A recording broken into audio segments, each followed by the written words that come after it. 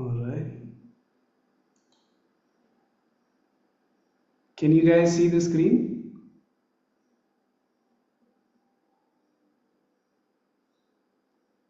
Um, can you guys see the shared screen? Yeah. Okay.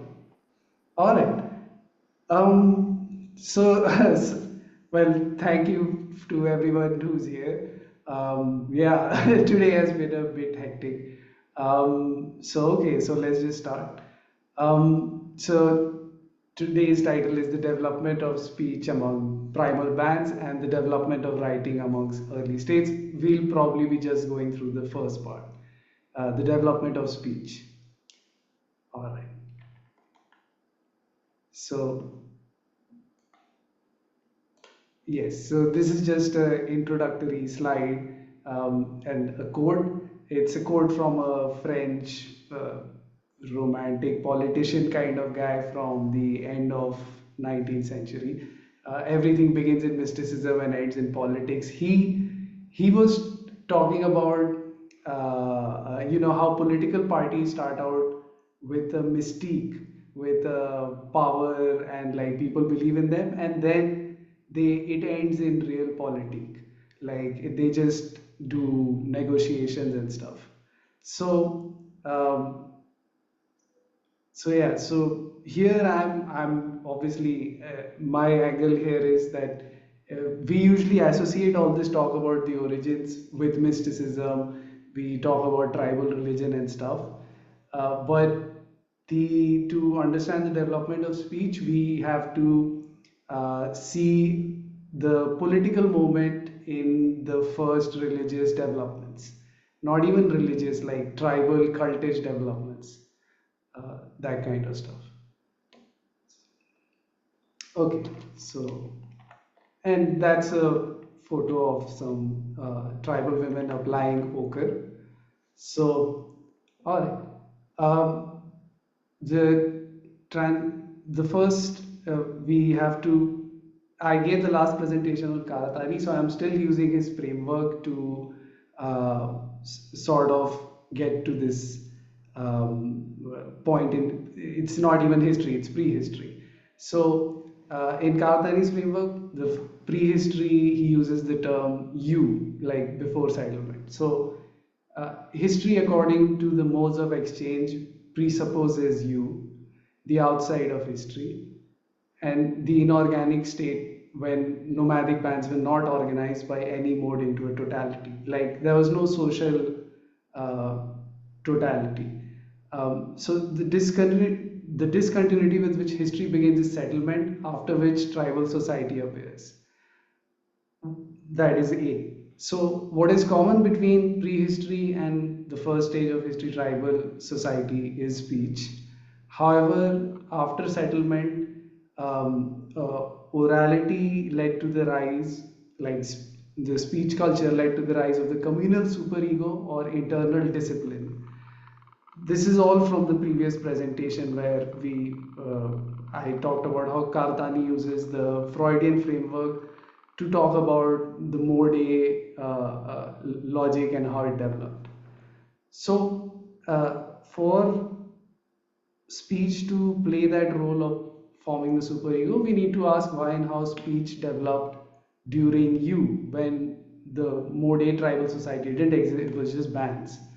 So, in his new book, on which the last presentation was, Power and Modes of Exchange, Karadhani follows the standard evolutionary account of prehistory popularized by Christopher Boehm in Moral Origins.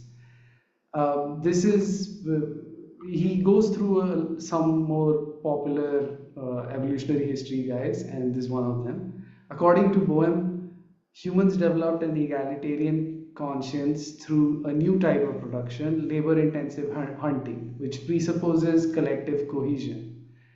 Uh, and this is a quote, in Boehm's view, the prey would be distributed equally, but any free riders that might arise would be severely punished. This would ensure egalitarianism.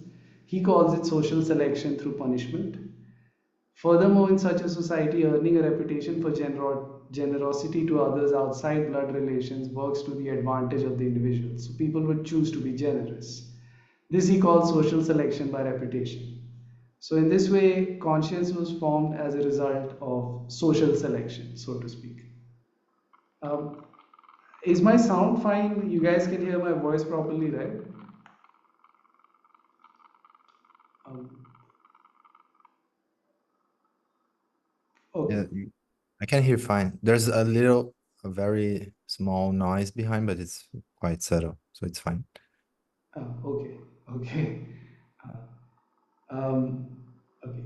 So, so this popular evolutionary account of prehistory, uh, the flaws in it, what Boehm is describing as conscience can be better characterized in evolutionary terms as social selection. For the capacity of domestication, the ability to be disciplined. Similar selection pressure applied on wolves gave us dogs. However, the difficulty with the popular account lies in the question of how such a pressure would come to dominate domination itself. That is, how did egalitarianism become stable and counter hegemonic? This sort of egalitarian society is not uh, found in our primate family, so to speak. Private societies organized by physical dominance, they don't form a social totality in the Marxist Hegelian sense.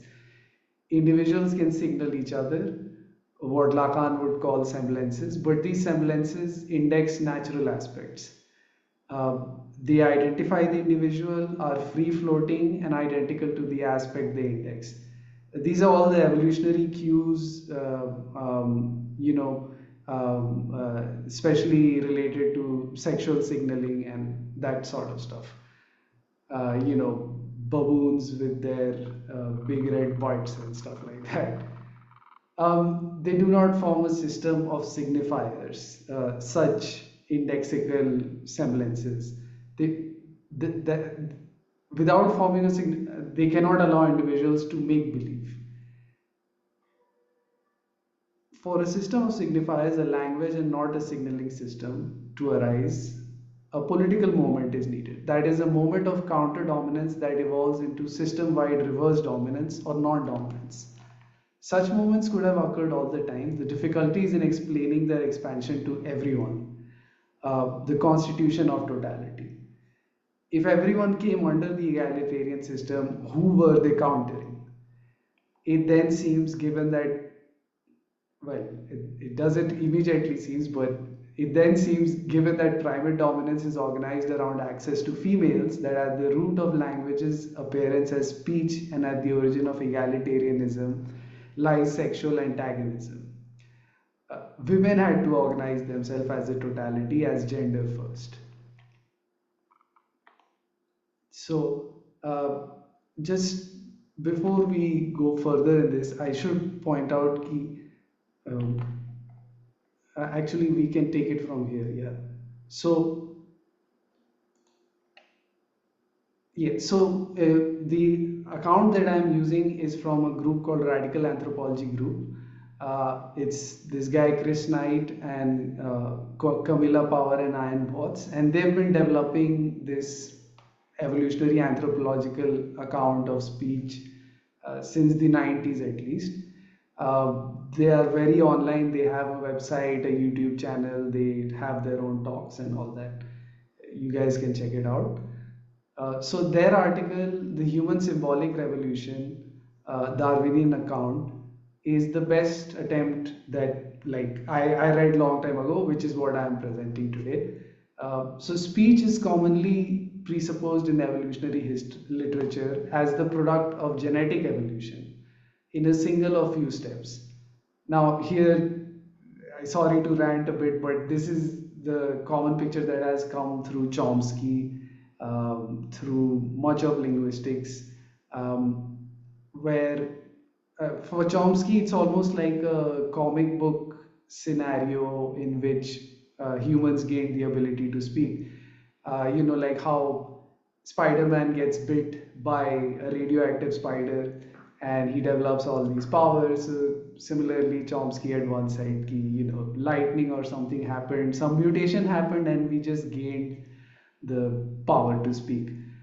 This is obviously, it's not. It's he just wanted to focus on his structural account of language, so he just went over the evolutionary part. But more recent accounts have so there's this archaeologist, Stephen Mithin, and he's made, like, he's written a book on language. And so this is like a deeper historical timeline um, of how language developed, which goes back millions of years. And what's important here is not the whole thing. I'm just focusing on this latest portion, like from 300,000 years ago, not the millions of years ago. Because when you go back millions of years, the stuff, the development of language was at a rudimentary level, which is shared with other animals. People are now using AI to do empirical analysis of bird songs, and they're trying to decode the language through AI. So, so that deeper history we're not going into. In this phase, in this immediate phase before history begins, this phase of you, I'm just concerned with how language forms a totality. And well, in Mithin's account, he says that language finally can use metaphors and abstract words. Before this, people are using what Mithin calls iconic words, are onomatopoeia, sound words. Like explosion is boom, and a break is a crack, and stuff like that. Uh, but so uh, full language which is capable of processing, full speech capable of processing abstract words and metaphors. That shift, how did we get there? Okay. So yeah, so Chomsky's account is, evolutionarily speaking, deeply unsatisfactory. And but if you take that there was a mutation and we just developed the ability of speech, from then it is easy to explain the symbolic revolution. But this confuses cause for effect, according to Chris Knight. It is the use and efficacy of symbols that explains the development of full-fledged speech. We didn't get to full-fledged speech without first starting to deal with symbols. Symbols are not different in kind to semblances, the things that um, the biological and physiological signals that index real aspects of the body, like strength and sexual availability. So symbols are not different in kind to semblances, they are subject to the same evolutionary pressures. Speech among humans must have evolved in a persistent state where the benefits of talking outweighed its cost, as well as the benefit of just signaling. So, the evolutionary roots of the neurophysiological apparatus of speech are located in selection acting upon cooperative individuals. This statement it should have come a bit later, but you will see why. Uh, Signals in the animal world can be cheap or costly, deceptive or honest. Signals can nevertheless denote honesty by demonstrating their cost. Thus, they get fixed to attributes such as health, stamina, strength. These are what we call semblances. These are the costly signals. Cheap signals dependent on convention can be deceptive and get phased out wherever conflict is endemic. Conspicuous, repetitive signals become rituals. In an egalitarian scenario, however, signalers and receivers can cut costs of time consuming evaluation with convention, resulting in conspiratorial signals of diminished amplitude. This is a strange way to describe speech. Coded warnings of predators can thus evolve among social animals. Okay, so this sets up the signaling system that is also shared with other species. But now, what is the jump to this proper speech? Um, Knight uses an anecdote, and it serves to illustrate what the whole problem is. It ties together internal conflict and external aggression, and shows the interplay of imaginary and symbolic in the formation of the other. This is some Lakanese, I'm sorry for it. Take the reported case of a subadult male baboon observed harassing a youngster before being pursued by the victim's adult protectors. Unexpectedly, the culprit suddenly stared as if watching a distant predator. Although this did not exist, his pursuers had to check first. The deceiver thereby distracted attention long enough to make his escape. Now, it might be claimed that the fictional predator amounted to a symbolic one, but it was not, because once they checked, there was nothing they did. The victims lost all interest in the unreal phenomena. The fiction expired. The human symbolic domain, by contrast, is the realm of indefinitely maintained collective deceits, collective fantasies. It is as if the gang of baboons in our examples all looked, saw no predator, but then joined in with their deceiver in pretending to see one. Clearly, they would not be predicted to do this unless they had some collective interest in perpetuating the fantasy. For example, in the course of deceiving a third party. There are no primate examples of that. So, so now we can summarize the main difference between a gesture called signaling system and full speech, because in primates can vocally label reality. They can individually deceive and fantasize, like it happened in this anecdote, like the guy looking away. But however, they can't collectively deceive or label their fantasies. It is because their fantasies are private that they can't label them. So, how did collective deception evolve? That's the question which now goes into um, how women had to play the role and like sort of organize themselves. Um, okay, so before we start on this, the material basis for the cognitive revolution in archaeological and evolutionary archaeology, cognitive revolution is the enlargement of the brain, the encephalization. Human brains have expanded in size as we've over the millions of years through the other species, and that's the big thing that evolutionary accounts have to explain for.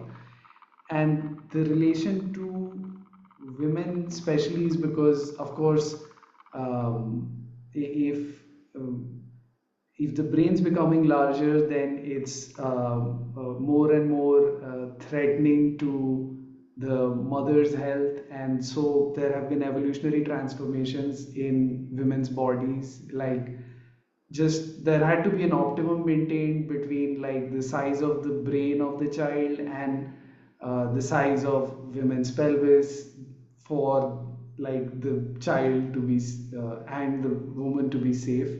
Um, so so yeah, these took millions of years to and so yeah, this whole portion is gonna sound a little offensive because we all know enough, like we all know enough feminism not to reduce women to their bodies, and yet uh, at this start of uh, prehistory we have to deal with like how women's bodies changed, and what was the symbolic developments that went along with it that formed speech and society too.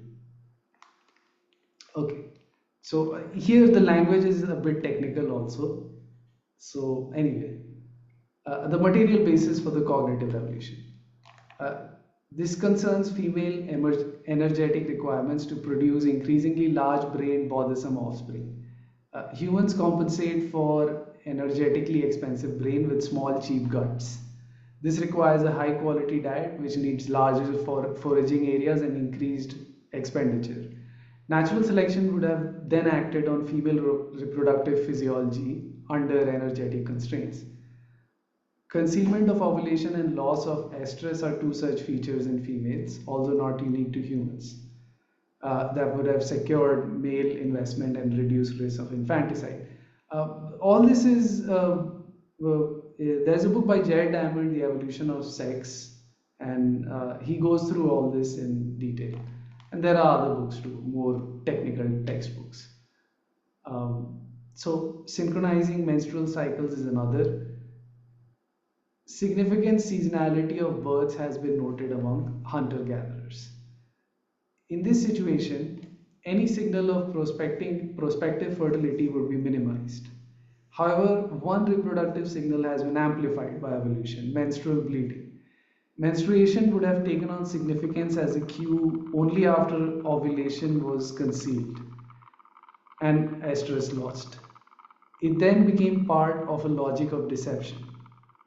Non-menstruating females could borrow the blood of the menstruant to collectively signal impending fertility, thus retaining both menstruation as a cue and synchrony. Knight calls this strategy sham menstruation, which requires cosmetics, blood colored pigments for body painting. This is a strategy of counter dominance that prefigures symbolic and ritual activity. Symbolic cultural evolution takes off when cosmetic displays are staged as a default, as a matter of monthly habitual performance, irrespective of whether any local female is actually menstruating. Once such regularity has been established, females have effectively created a communal construct of fertility of blood, no longer dependent on its perceptible counterpart.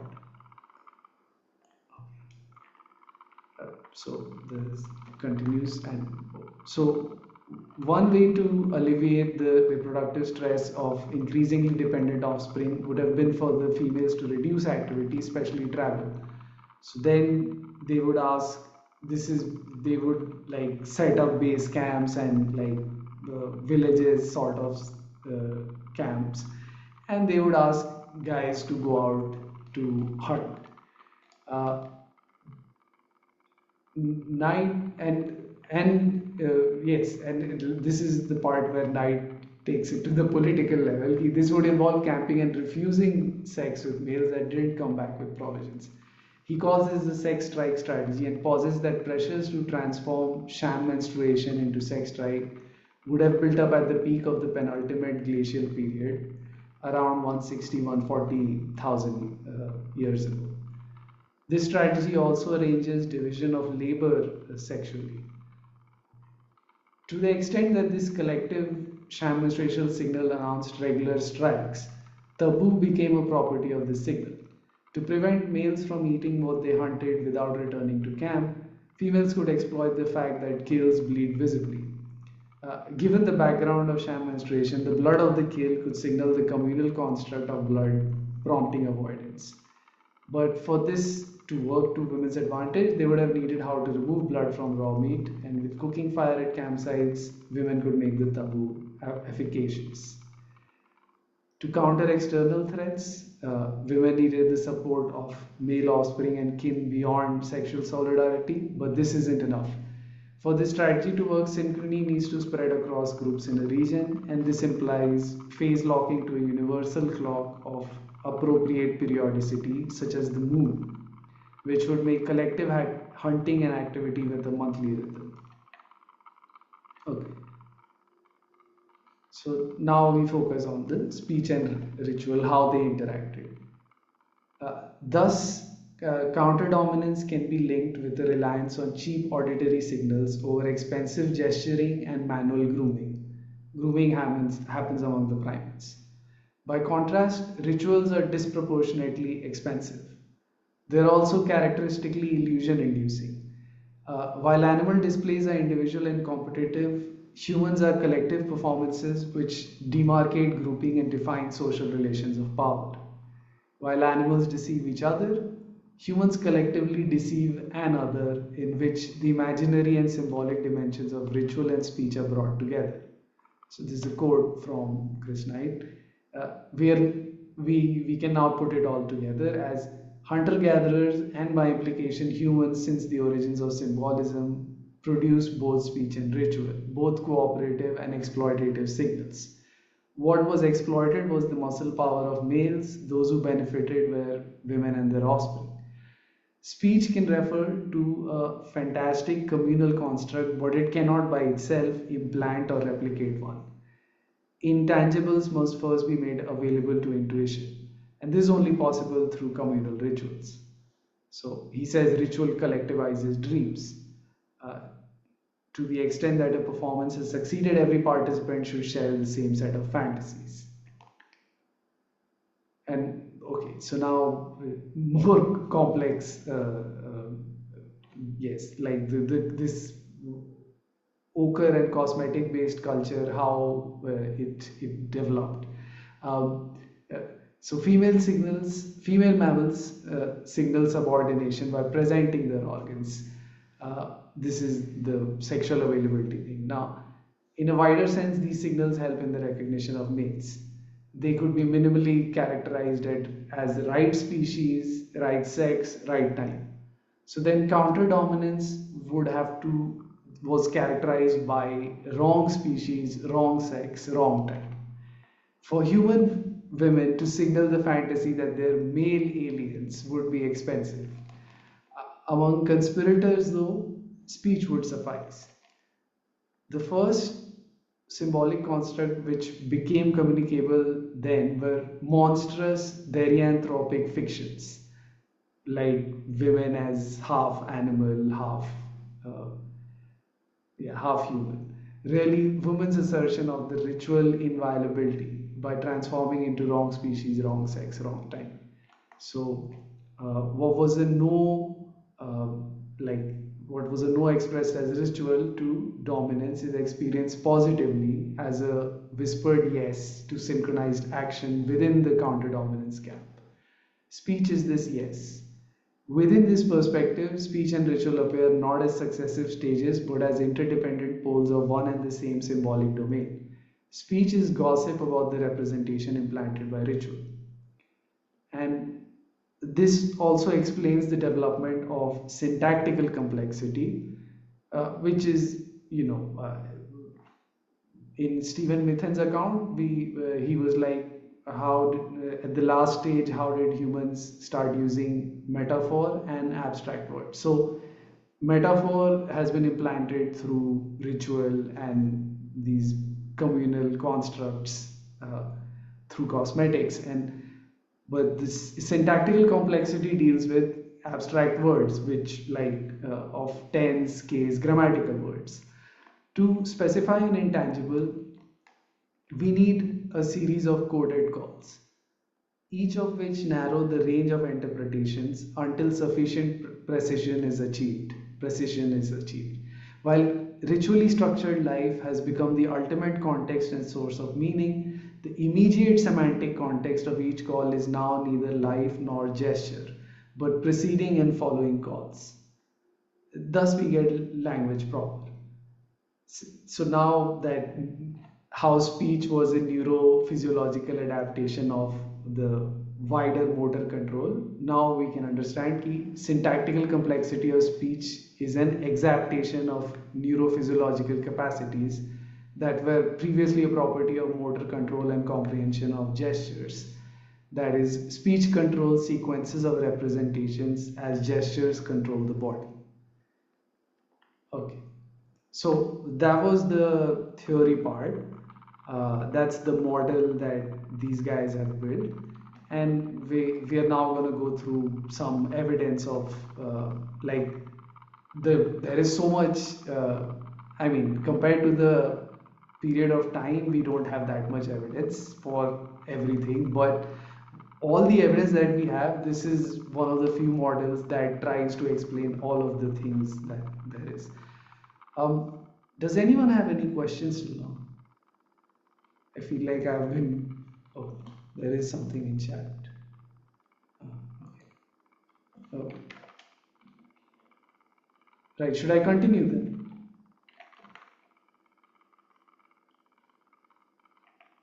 Okay. Where the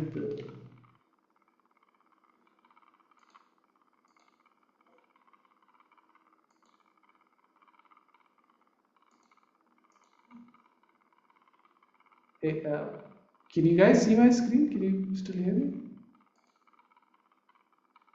Yeah. Oh, okay. Okay, okay.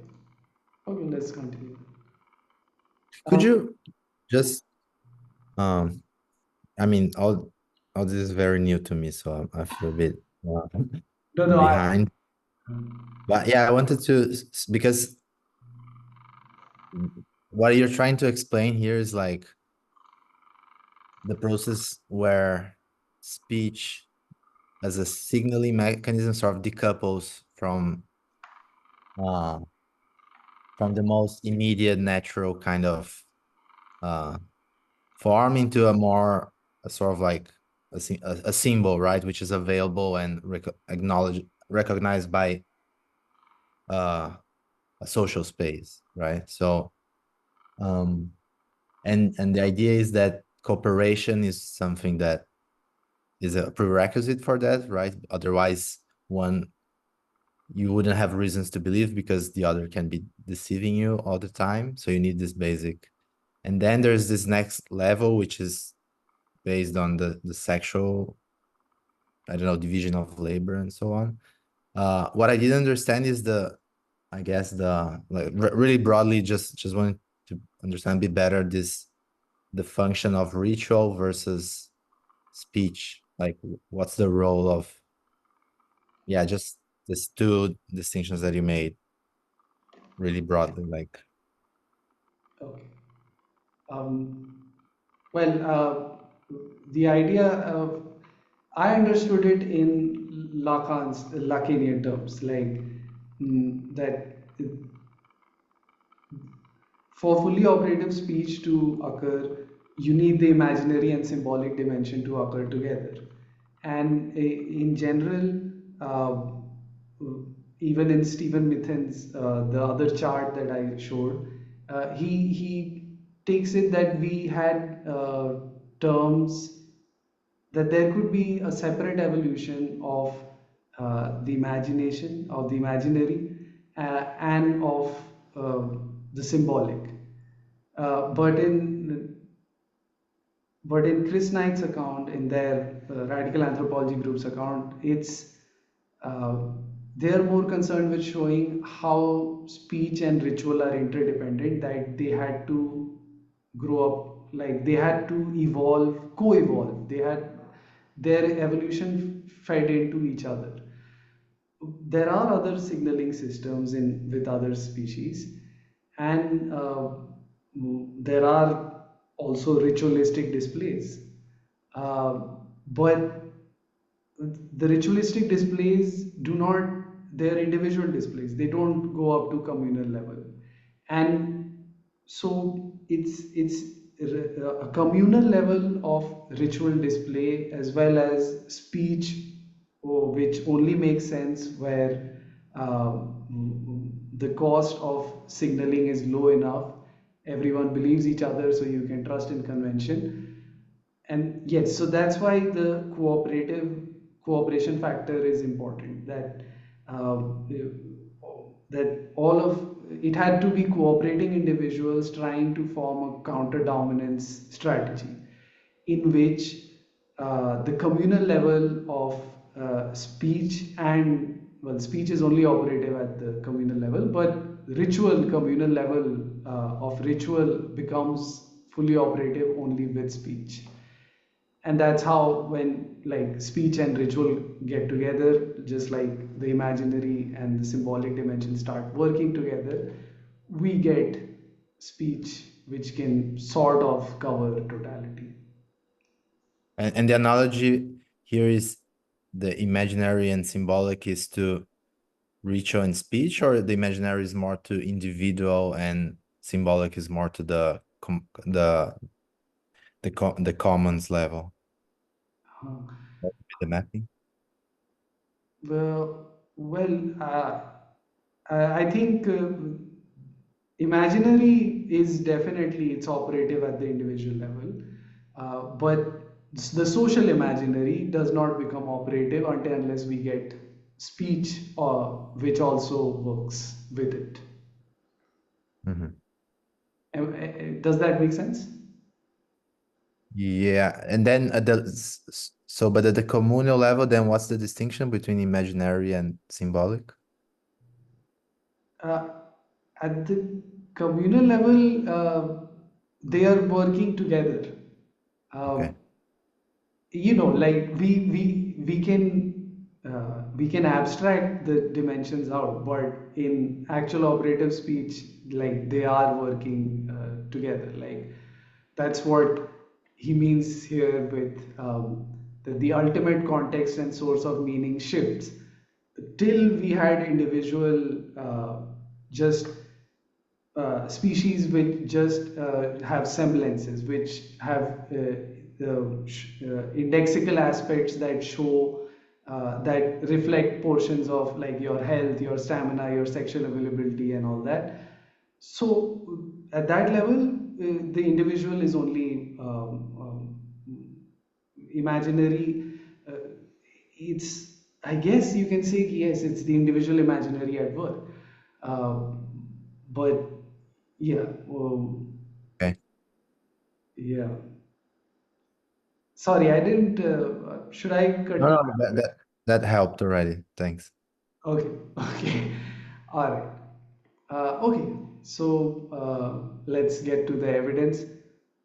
So, Knight pick up three kinds of evidence for their model: archaeological records of pigment use, ethnographic records of taboo, and rock art. So here we're just going through pigment use and some whatever ethnographic records that whatever stories of hunter gatherers that people that have survived that anthropologists have recorded. So based on this model, red pigment should be dominant in the ochre record with an initial period of sporadic use associated with sham menstruation, followed by an explosion due to regularity, the phase locking with the moon cycle and all that. In the early phase of Middle Stone Age in southern Africa, 130 to 110,000 years ago, ochre is present in low frequencies except for two sites where it had regularized already. There's an explosion in the latter phase from 110 to 75,000 years ago, and mining of the hematite ore as a source of pigment began during the same period. Some pieces of ochre found are notched, drilled, or scored with simple patterns suggesting symbolic use. This explosion is repeated 60, 70,000 years later, that's around 40,000 years in the European Middle Upper Paleolithic transition, when Neanderthals came into direct competition with newly arrived moderns. The model predicts the formal consistency of a syntax of elements displayed by rituals of power that can be added into a binary. So, this monarchical power is switched on by loud signals, seclusion, night, wet, bleeding, raw, etc. etc.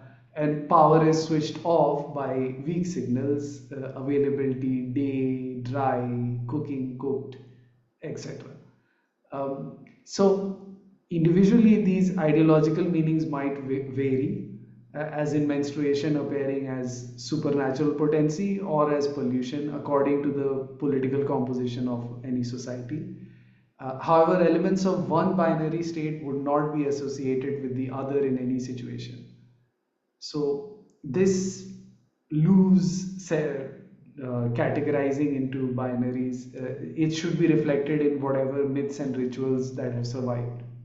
So Knight radical anthropology group, they focus on the San people and the Khoisan people, the earliest branching lineages that have survived into the present, along with the Hadza. So these are what were once called the Bushmen of Africa. Okay, so now these are a bunch of stories from various myths amongst these people, and of course, like as you know, like this tribal myths have a lot of ambiguity, and so But still, whatever, however ambiguous it becomes, the syntax, as they say, these set of signals that uh, come together, they are kept separate. So, uh, in asserting their ritual inviolability in constructing communal fantasies of being male and animal, women take up a paradoxical position. The ritual makes women into hunters, symbolically male, prompting men to prepare for hunting, and yet at the same time, she becomes the quarry itself through the symbolic association of bleeding. So the Hadsa said she has shot her first zebra. Yet the menstruant among Zuhasi and the Zam must also play the part of the quarry, lowering her eyes as if the animal cannot see the hunter's approach. Sand rock art has a recurring motif of ambiguously female figures with menstrual flows and therianthropic wolf or monster like or male features such as a penis or hunting equipment. Um, A Hadsa narrative portrays the original owner of the sacred meat, what they used to get back from a hunting expedition, that there was some ritual to make it sacred. So, this sacred apim meat, the original owner of this sacred meat is an old woman, Mambedaka, who dressed as a man, hunted male zebra, and wore the penis of her kills, using this to have sex with her wives. Male hunters had to surrender their meat to Mambedaka for distribution among these women. Men were excluded from any share until the old woman's violent overthrow. So this is funnily, it's like it reminds me of Freud's, primal patricide kind of situation. Anyway, the Khoisan ritual, there's a Khoisan ritual of a bull dance which is performed during the final days and nights of menstrual seclusion. Men are totally excluded. Women pantomime the courtship behavior of eland cows, dancing around the menarcheal girl, exposing their butts to the bull. They consider such displaced animal sex or anti sex good for hunting luck. Conversely, marital heterosexual sex undermines hunting luck. Cosmetic manipulation of menstrual signals provide a template for other rituals too. So, ochre becomes used in rites of transition, healing dances, rain, hunting magic, as well as in rock art. Ochre processing is it's characteristically associated with women. A metaphor of impending ritual activity among the Zuhuasi was the sound of women pounding red ochre. And in various Khoisan groups, rites of initiation and of first kill for men can be similarly derived from monarchical rituals. So, the model predicts depictions in rock art to focus on all female groups dancing or all male groups preparing for hunting. A depiction of pair bonding would falsify the model. If rock art expresses ritual and magic and the artist was trying to depict female figures, we should expect them to focus on animal roles, not pinups. Figures interpretable as menstruating, pregnant, or nursing, gender ambiguous, pantomiming, animal courtship. So, this is the in the later phase. There is with the European Paleolithic phase, there is the whole set of Venus figurines. Uh, they qualify as what the Chris Knight and all are calling here pinups. So that's a different sort of culture, but that is still matriarchal, but it obviously it has a different sort of ritual stuff going on than this original ochre based culture. Okay. So that was the Chris Knight portion, and then I went through some more papers which of current research, and these they don't take here. We're just focusing on the use of ochre and not fully the explosion of symbolic activity that went along with the use of ochre as cosmetics. All that is not studied in new papers. That is just what the radical anthropology group is doing. But so anyway, so in this paper from 2018, um, a team of scientists led by Richard Potts focused on exchange networks that arose along with technological shifts at excavated MSA sites in the, I don't know how to, Olorgesailie Paleolake Basin in southern Kenya's Rift Valley, dated to around 300,000 years ago. The previous Aquilin culture sites in this area were dated to exist from 1.2 million years to 500,000 years ago. So there's a gap of roughly 200,000 years between the older Stone Age, or not even Stone Age, whatever culture was there, Aquilian culture, and then the MSA culture in which ochre starts appearing. At one of the sites, 42% of the artifacts are obsidian, which isn't available locally. Obsidian was another major early trade item. Compositional analysis of 688 artifacts found that 78% of the samples can be attributed to seven sources in five directions, about 25 to 50 kilometers away in a direct line. So obviously the actual walking distance is much more than just the distance in a direct line. And the number of large and very small obsidian flakes and cores indicate that obsidian was brought in as a raw material and worked upon rather than imported as finished artifacts. The team describes these sites, which are in caves, as industries. At another site, they found lumps of ochre, again exotic to the region. Although earlier ochre use has been reported, evidence of anthropogenic transport is rare. So here Chris Knight and all were talking in terms of 100 to 150,000 years ago, but 300,000 years ago also we have evidence of ochre being transported and processed in a industrial site.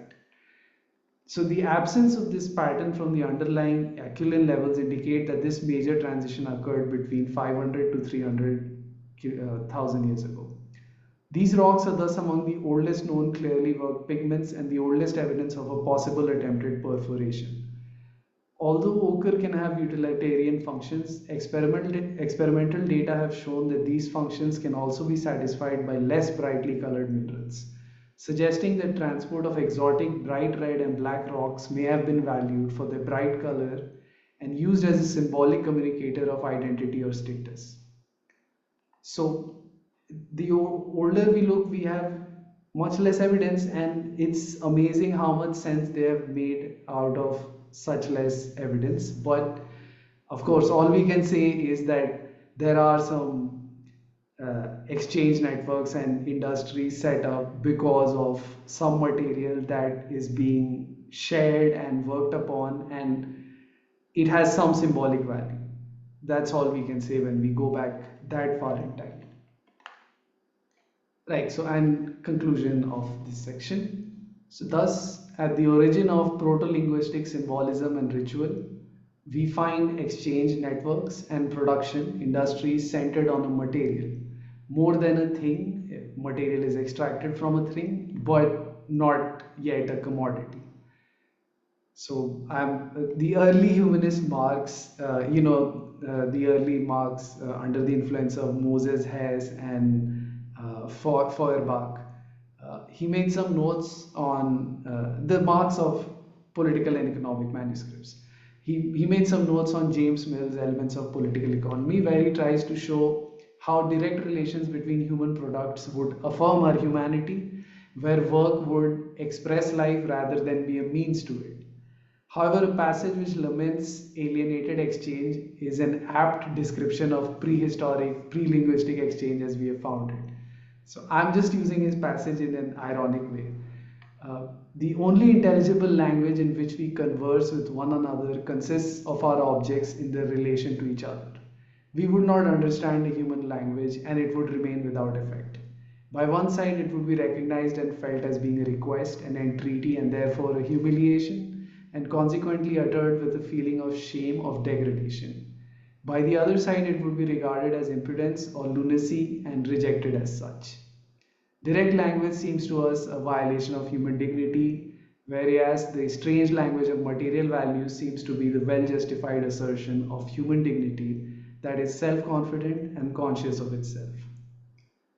So, This quote is just um, recontextualization for fun. Like it's not. But my final thoughts are that Knight's model accounts for the origin of function and of ritual and speech, which in turn accounts for the rise of Durkheim's collective representation of Freud's communal superego.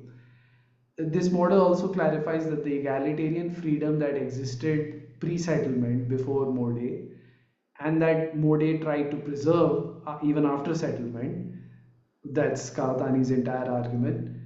That egalitarianism wasn't a purely inorganic phenomenon. So, inorganic here is Karatani is using in Freud's sense that it was not organized by any mode of exchange. It wasn't a social totality. Now, even though there was no mode of exchange that was organizing society in you at that point, sexual antagonism was operative. And we can say that tribal societies, mode A societies, tried to prevent the rise of patriarchs, mode B, and the full scale resurrection of remaining monarchical power while preserving equality and independence of you. Okay, right. So right, so we've gone through the first part. Beyond this is the writing portion. So I'll just stop here right now. And does anyone have questions or just thoughts? I mean, yeah. I hope I wasn't too long.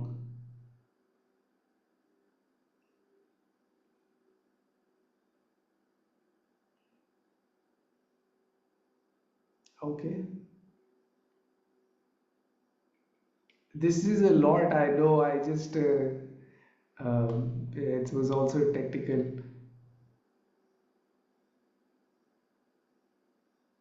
Should I continue with maybe Yeah, like I don't think you're taking sorry, John, go sold about an hour. That's short for STP terms. So ahead. we're doing we're doing great. Really fascinating. Thank you for all this. I'm just kind of in and out because I have to move right now, so I'm not super interactive, but I'm listening to everything. It's really awesome. So would love to keep hearing it. Okay, okay. Well, the speech portion is over. I guess we can cover a bit of the writing portion if you guys are up for it. Like the first five, six slides, not too much.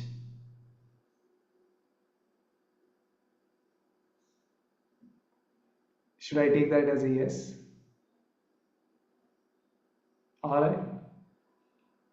Um, all right.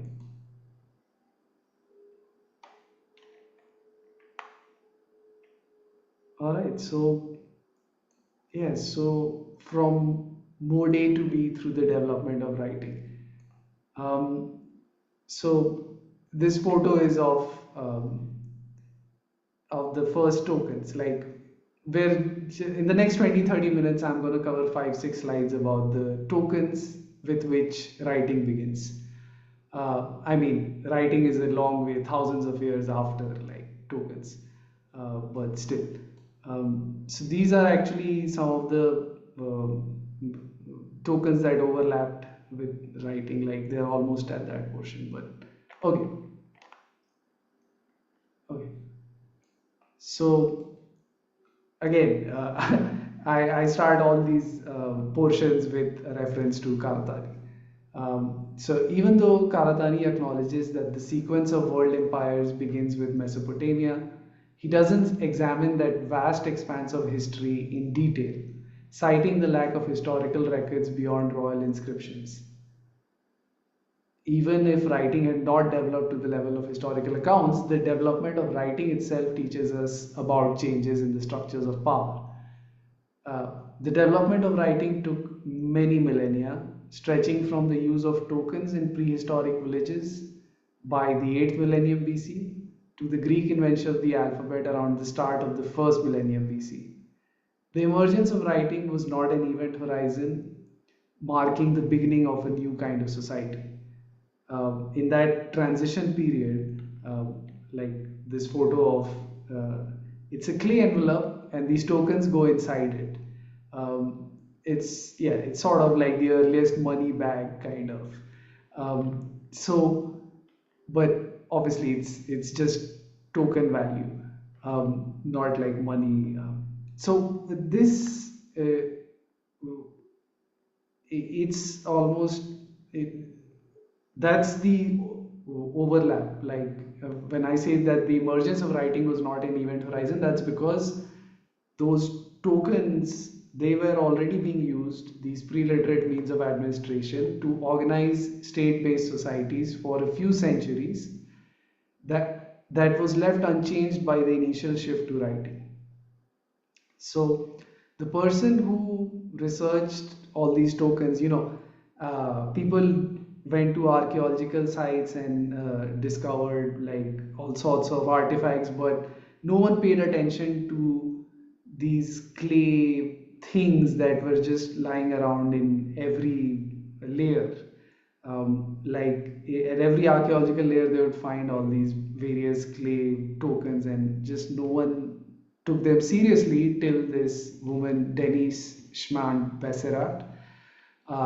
She researched and popularized the idea that cuneiform writing, the earliest writing on the tablets, it came out of a process that began with the use of clay tokens. These tokens were found at various archaeological sites but had remained uncategorized before her. She catalogued about 8,000 such specimens from all over the Near East, as well as some 200 clay envelopes called bullae, and another 200 impressed tablets which form the intermediate steps that led to writing. So, right now it might sound confusing, but she summarized the sequence of these techniques, and her book's called How Writing Came About. So this is the sequence of, in her words. The immediate precursor of cuneiform writing was a system of tokens. These small clay objects of many shapes, cones, spheres, discs, cylinders, etc., evolved to meet the needs of the economy, at first keeping track of the products of farming, then expanding in the urban age to keep track of goods manufactured in workshops.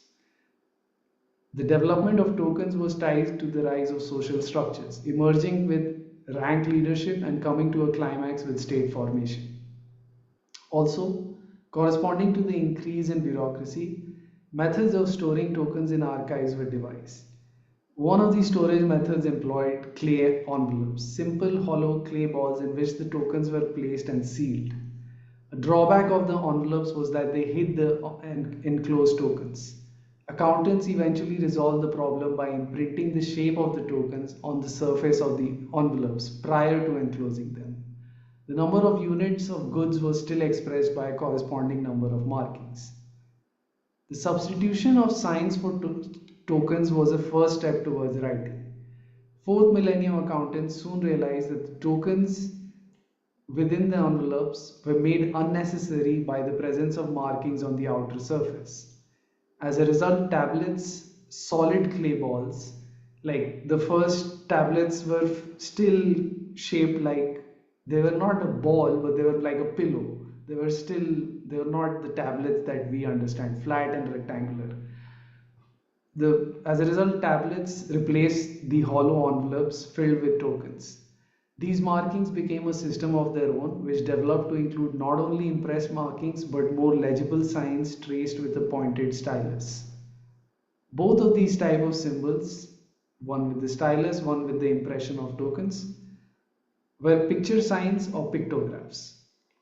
So, uh, yeah. So, now to just a little step back into history to get back here. As we've just gone over, prehistoric symbolic use of ochre, funerary objects, and drawings, the ritual around symbols, they are well known.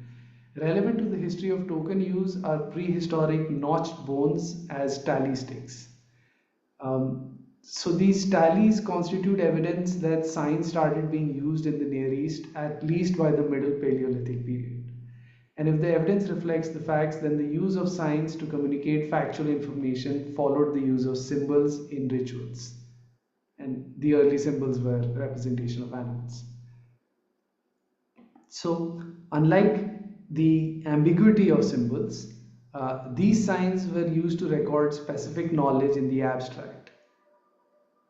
It meant there was no ambiguity like a rock painting.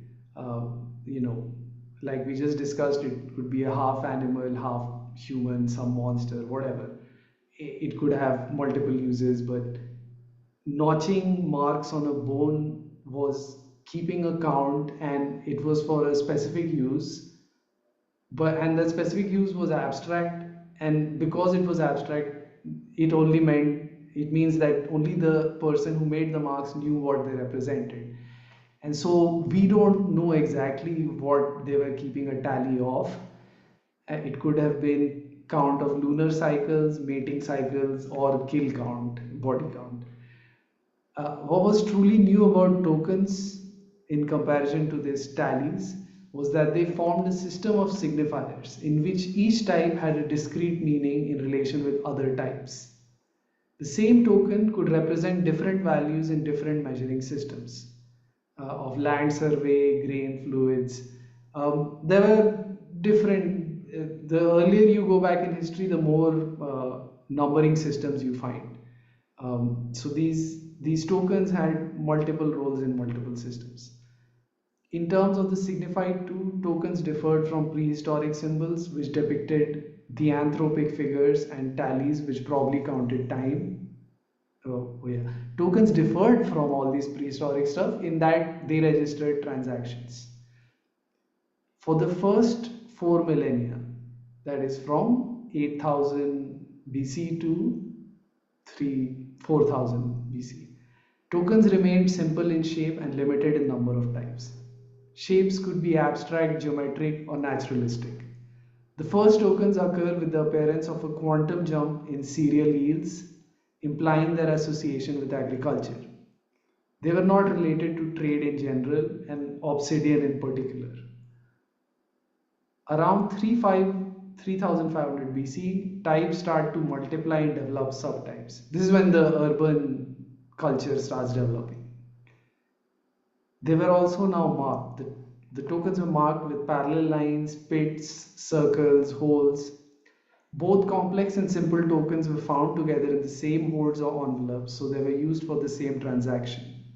They also began to be perforated at the same time, so they could be strung together as an alternative to being stored in those clay envelopes. Right. And so now for that was the typology of tokens from their prehistoric counterpart, the tallies, up till the complex tokens that appear at the outset of urban culture. And now for the socio-economic context of their development. The next step towards writing was the shift from clay envelopes with markings on the exterior. Yeah, we went through this in the introduction part, and now we're going through it in detail. That in the shift in that step from hollow envelopes with markings on the exterior that corresponded with the contents to solid tablets with impressed signs, from 3D tokens to 2D symbols, from parallelism through doubling to abstraction.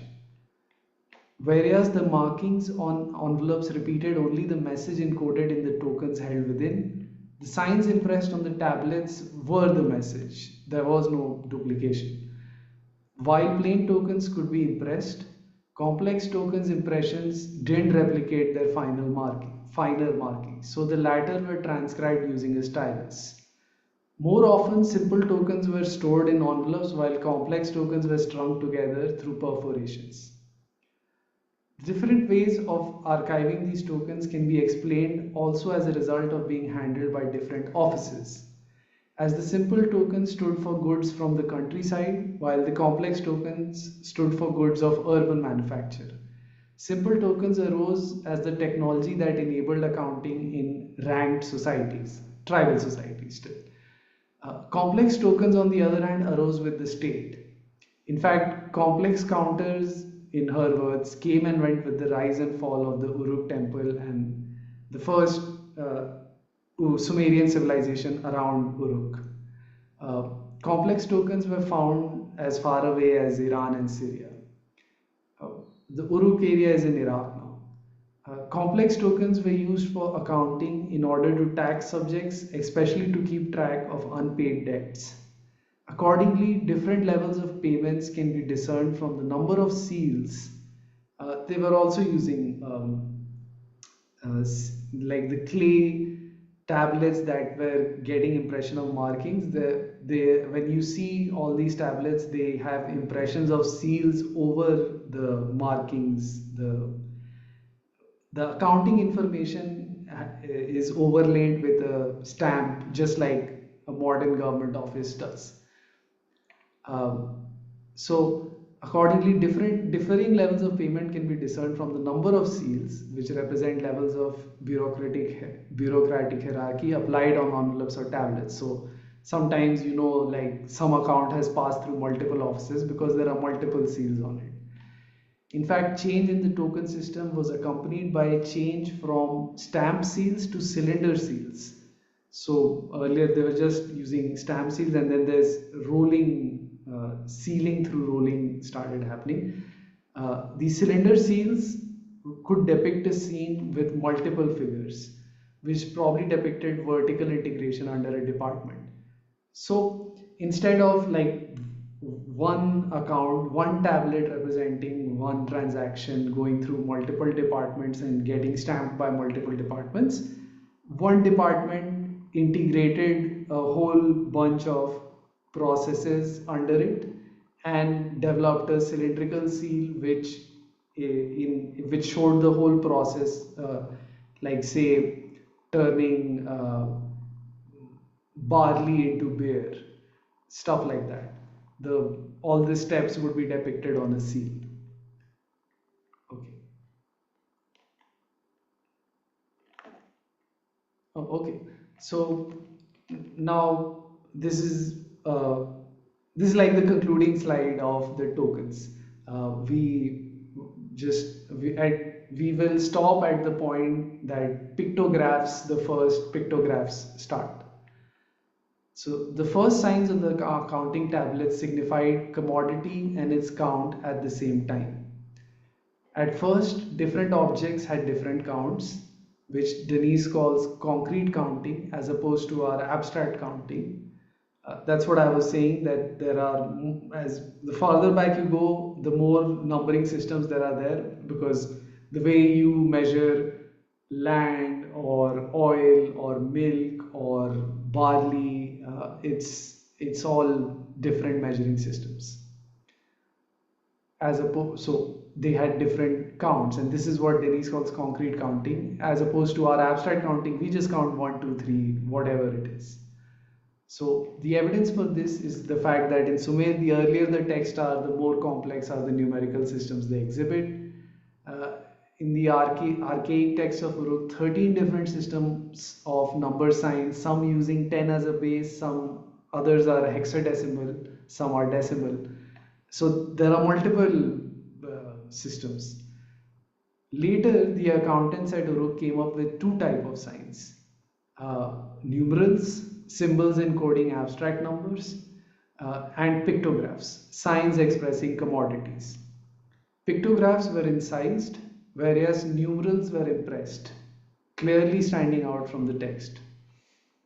So, more specifically, the abstraction of commodity as a pictograph arose from the abstraction of quantity, how much, which in turn arose along with the abstraction of number, how many. So this sequence of developments of distinction, how writing came out of counting, this is well illustrated in the archaeological record by taking, for example, one jar of oil.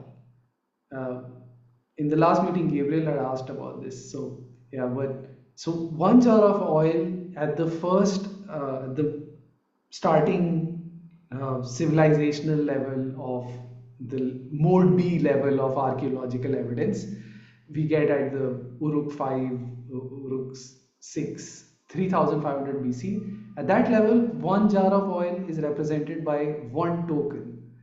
And then in another 300 years, around 3100 BC, we get two signs. instead of one token representing, which would have continued in the from the past, within 4 centuries we've gone from a token to two signs on a tablet. One sign stands for the number 1 and the other for jar of oil. And then another 100 years, when after which we get a sequence of three signs isolating the three elements: one, jar, and oil.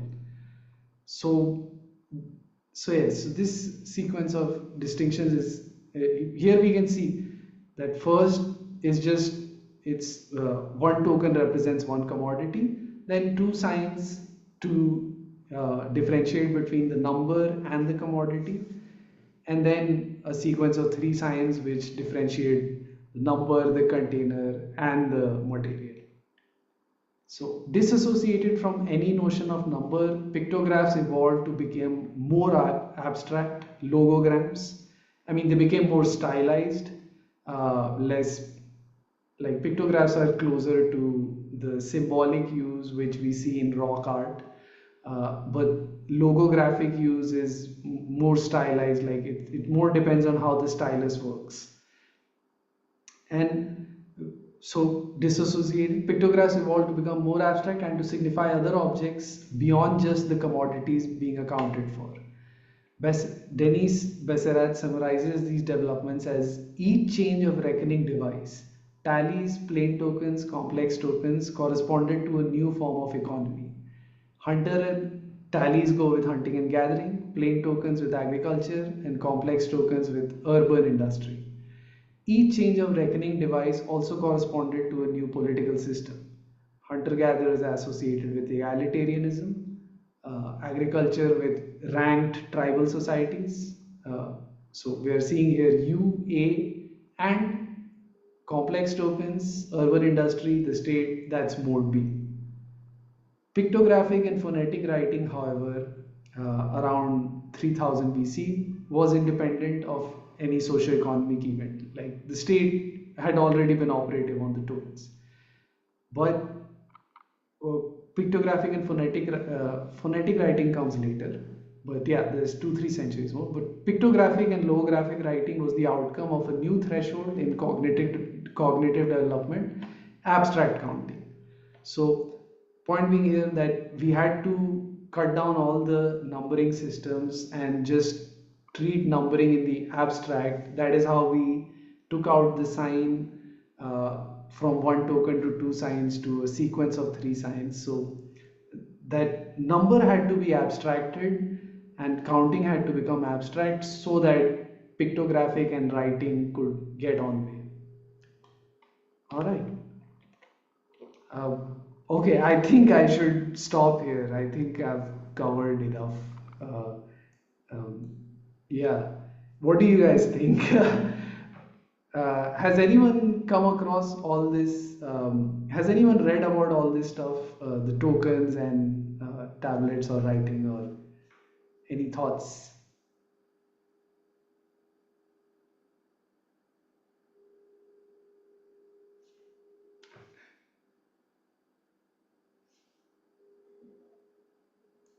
There is a scientist called Sibylle Krämer. She's a German media scientist who wrote a lot about the development of mathematics.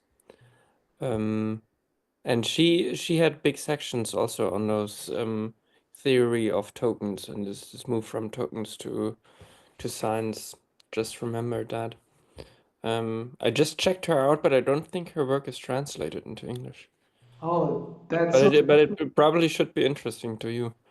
Absolutely. I want to know, like, it's so disappointing that it's only in German. Yeah, let's see. I mean, I've been just Googling. Uh, okay, I'm gonna, yes.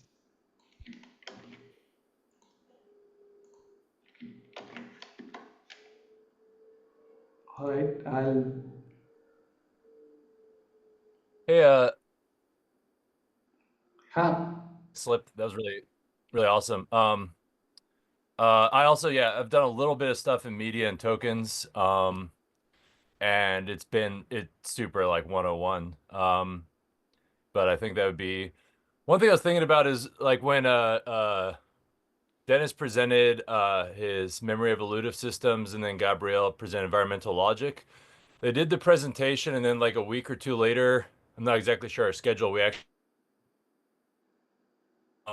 I think we should definitely do that with this in the last presentation and kind of like work through the details like in a discussion setting from the get-go, and like maybe we can have I'd be happy to like message you in the next few days and kind of figure out like a discussion topic point or something like that, because I've been thinking a lot about your work. The thing is, yeah, it's very information dense, so I want to digest it, but like,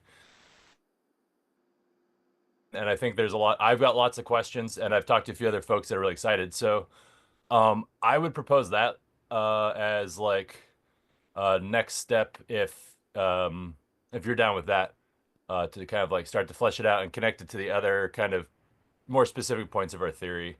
Yeah. Okay, yeah, I mean that sounds good.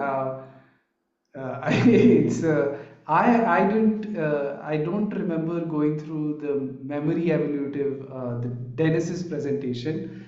I'm not, and I've been trying to understand the environmental logic, this language that that STP uses now. I've been trying to understand it, but I'm not very clear on it. So yes, it would help me uh, to see how this stuff reflects on the stuff that's being developed. Yes. Yeah. It Okay. end up being us trying to rephrase each other's work in our more like comfortable languages to kind of see the different ways they come across. So I think it'd be helpful to kind of uh like for example, one thing several folks, this is not me as much, but they've been looking at kind of like the relationship between the more like fundamental philosophical categories like ontology, phenomenology, where environmental logic fits in that. Mhm.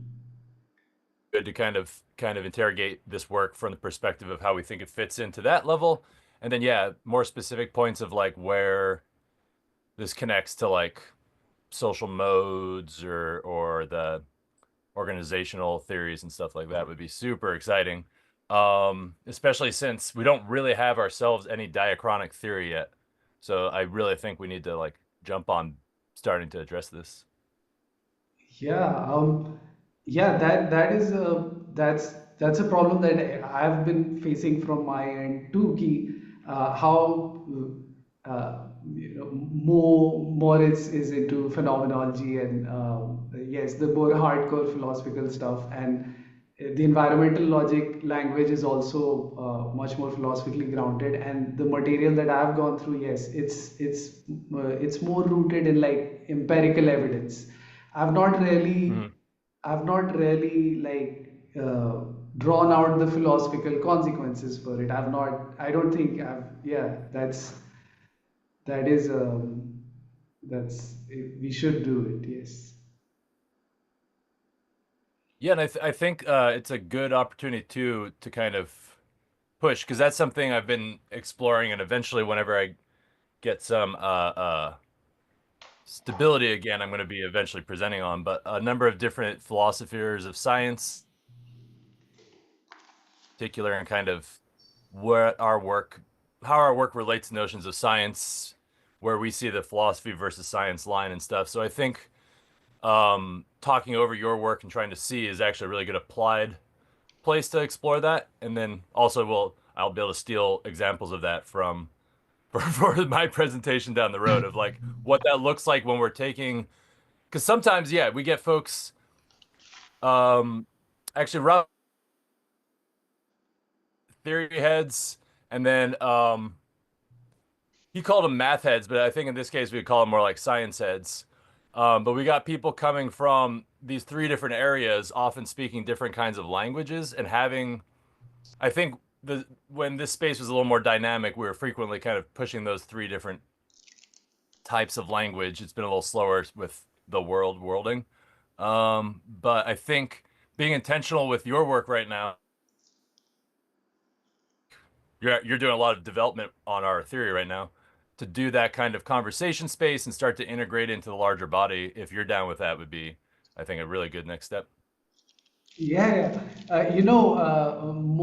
Moritz had told me about your old presentation where you went through the Mongols and you tried to formalize it on the lines of the primer on phenomenology, and I had forgotten, or I had not seen it. I probably forgot after seeing it. It was years ago, and so I went back and I was seeing it, and that was such a good attempt at trying to bridge all the empirical historical evidence with the philosophical consequences.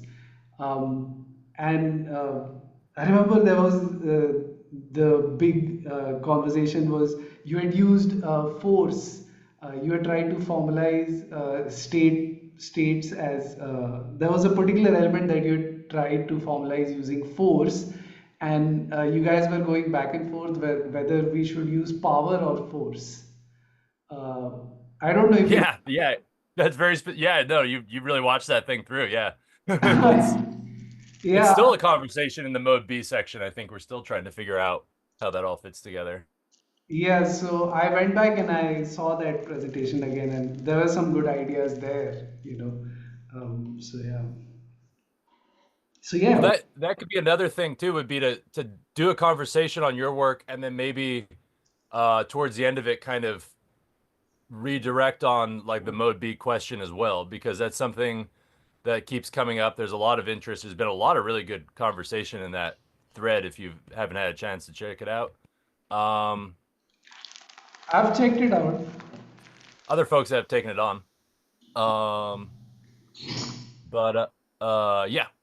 Sorry, I'm also saying all this because I'm about to jump out at moving fun stuff. But I really wanted to thank you for all the work you put into this slip, and definitely, um, we can figure out in the chat like when's a good opportunity to follow up on this. Absolutely. Good luck with shifting. That is the worst thing. Like, it's the second worst thing after looking for a house. That's the worst thing. Shifting is the second worst thing. Yeah. Yeah, exactly. Well, I appreciate that, and thanks, and good to see y'all. Have a good day. See you. See you. All right. Um, any other questions? Are you at home? Moritz, are you at home? My new home. I just moved. I just moved to. Maybe I Everyone? have one question. I mean, I couldn't really. I just jumped in the middle of your presentation. So, but one thing is now on the mode B part where I could follow more. Um, you, I mean, you brought up all this thing with tokens and the development of like abstract numbers and how like numbers and how you say that like meters and grams and like or jars, stuff like that, separated from each other. Um, I mean, how is that? I mean, this is something which kind of like is relevant for mode B purposes and mode C purposes. So I was wondering if why is it specifically mode B? Um, or are there both modes kind of like involved in it? I don't know.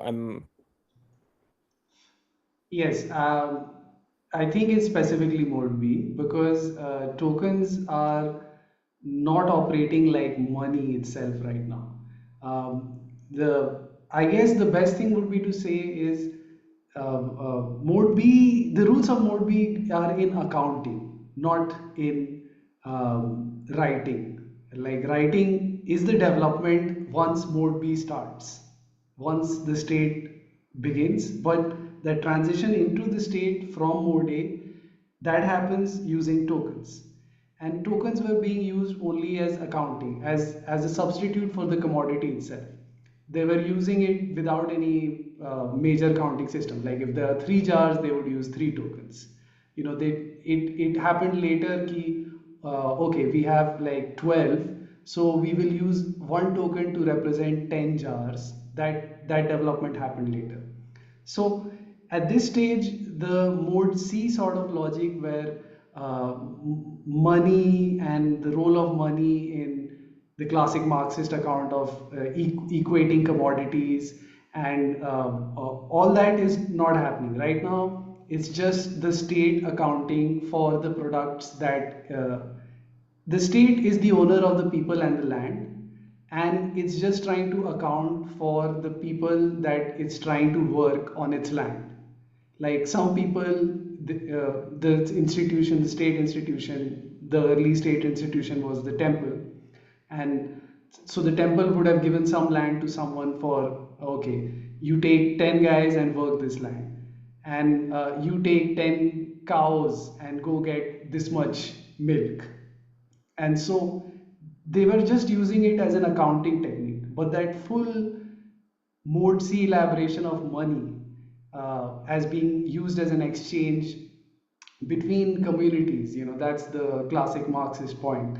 So that isn't happening here. Here we are just dealing with within within an urban society. But eventually, that urban society out of Uruk, it spread far enough that the accounting system also spread with it. And then, yes, the economy, mode C, grew with it. But essentially, I'm associating it with mode B because tokens are, they intrinsically have no value. It's just clay. I mean, the first archaeologists didn't even notice that this is valuable evidence. Someone, this woman Denise Besserat, came on the scene later, found that in all these archaeological deposits in the museums, there were all these tokens lying which were uncategorized, which people had not even cared which layer they had excavated it from. And she started putting all this evidence from all these sites together.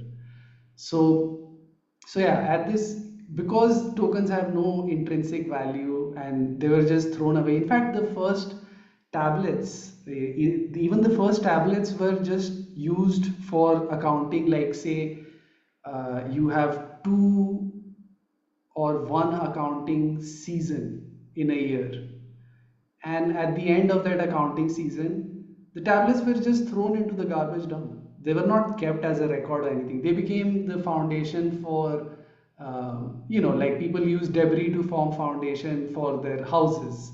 So that's how we found these early tablets, because they were discarded and used as a foundation for newer houses. That's how they were preserved. They were not meant to be preserved, they were just thrown away.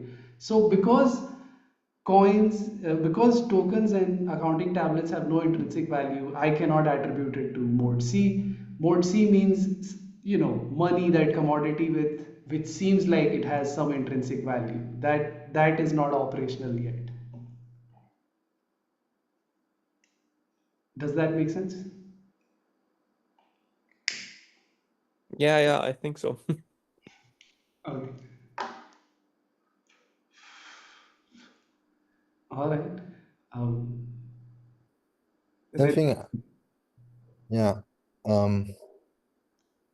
mean, it's really interesting, and I think it makes sense, this mapping this the origin of speech with the development of mode A and that of writing to the emergence of mode B. But I think it would also be interesting to track the history of the function or the use of writing and speech throughout the changes of dominances of the modes. So because, for example, writing probably hasn't had the same role, right, across these periods. Like I was remembering how in the Imagine Communities, the Benedict Anderson book, he he he he attributes like this big role to the diffusion of writing, right, of the press and so on. So there's probably like this big shift from writing as this thing that is sort of controlled by a specific class of a social class, which, like the accountants or the The scribes. yeah, the scribes, and that are tied to both religion, I guess, and also the state, and then to the generalization, like alphabetization and the emergence of journals and newspapers, and how that had a role to the emergence of nationalism. So it would be really cool to track this history, right? The roles of of speech and so on. And I think so that's one thing that, because I mean, another thing that I was discussing when I was in Rio 1 week ago, and I was discussing with the folks there, and with this, we have recently talked a lot about, in the context of the environmental logic, of this notion of what a territory is. And we've came up with this hierarchy of how do you say, like, how stable is the material basis of through which uh social reproduction can take place. So, and where land is the most stable one, right? It's the most sort of like perennial stable means of the material substrate to which social mediation can go through. And but then you have a hierarchy, right? Going from the cheapest, but also more fungible, like which is speech, and then moving to, I think the hierarchy we came up with was like speech or language, and then um, norms, and then land. And there's probably, I think, more thing to flesh out there, but so it would be nice to map like what you were doing here to this kind of discussion about like the material substrate, right? In the case of speech, is different than write, even though if it's language, clearly writing is, there's a different kind of stability to it. And then the second thing that I was, there are two more things that came to my mind.